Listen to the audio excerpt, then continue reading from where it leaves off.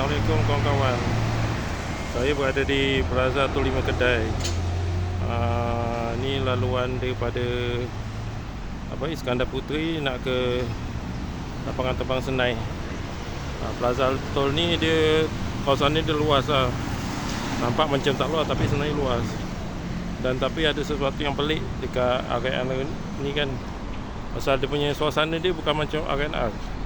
Dia punya tempat tandasnya tu berkaca. Kalau sekali limbas kan kita ingat itu office.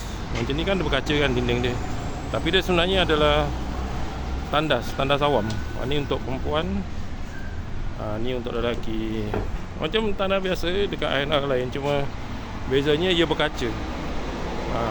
Kalau misal kawan-kawan lalu kawasan ni memang ingatkan ni adalah office.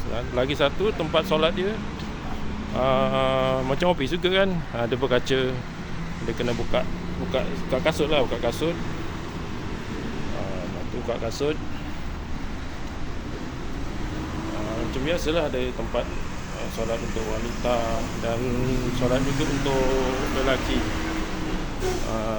Itulah dia kelebihan RNR Plaza Tol 5 Kedai.